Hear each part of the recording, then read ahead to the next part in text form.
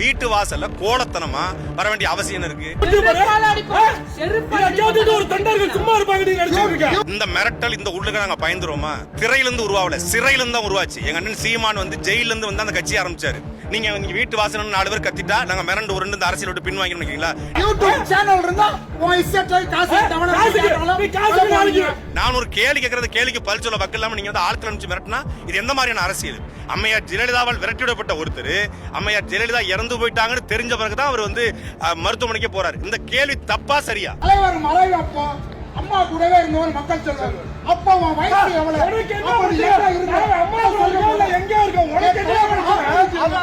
எடப்பாடி பணம் கொடுத்துட்டாரு. அதிமுக நான் வேலை பார்க்கறது அதிமுக எடப்பாடி இல்ல, நான் சீமானுக்காக வேலை பார்க்கறேன், நாம் தமிழ் கட்சிக்காக வேலை பார்க்கறேன். விஜய் கலி கேட்ட திமுக பணம் கொடுத்துச்சு, டிடிவி கலி கேட்ட எடப்பாடி பணம் கொடுத்தாரு. இது கேள்வி இல்ல. இந்த கேள்வியை கேட்டதுனாலே வீட்டுக்கு நீ ஆள் அனுப்புன, நீ எவ்வளவு பெரிய ரவுடி? நீ அரசியல்வாதியா உன ரவுடியா? இன்னைக்கு வந்து அம்மாவுடைய செல்ல பிள்ளை அம்மா மக்கள் முன்னேற்றங்கள்னு பேர் வச்சிருக்கீங்கல்ல. 75 நாட்கள் அப்பல்லோ மருத்துவமனையில அம்மையார் ஜெயலலிதா உடல்நிலை செல்லாம இருந்த போது டிடிவி தினகரன் எங்க போனார்? இந்த கேள்வியை கேட்டேன். அவருக்கு வலிச்சிருச்சு. விமர்சனத்துக்கு அப்பாற்பட்ட தலைவர்கள் இங்க யாருமே கிடையாது.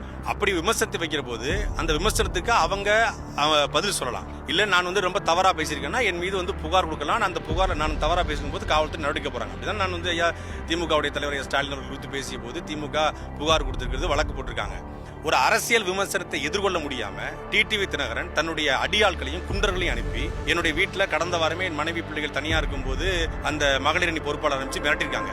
சரி, போது அவங்க வந்து மாவட்ட பொறுப்பாளர் கூப்பிட்டு சொன்னோம், இல்ல அவங்க தெரியாம வந்துட்டாங்க, நாங்க அப்படிலாம் பண்ணல அப்படின்னு சொன்னாங்க. இப்ப என்னன்னா ஒட்டுமொத்தமான அமமுக கட்சியை சேர்ந்த மாவட்ட பொறுப்பாளர் தூண்டுதல் அடிப்படையில கூலிக்கு ஆட்களை கூட்டு வந்து வீட்டு வாசல்ல காரை உடைக்கிற மாதிரி ஆபாசமா அவதூறா இழிவா பேசுறாங்க. ஒரு அரசியல் விமர்சனத்தை எப்படி எடுத்துக்கணும்னு ஒரு 20 ஆண்டு காலமாக அரசியல் இருக்குன்னு சொல்ற டிடிவி தினகரனுக்கு தெரியாதா? அவருடைய தூண்டுதல்ல அவங்க கேட்டாங்க, நாங்க தலைமையில இருந்து சொன்னோம், அதனால நாங்க வந்தோம்ன்றாங்க.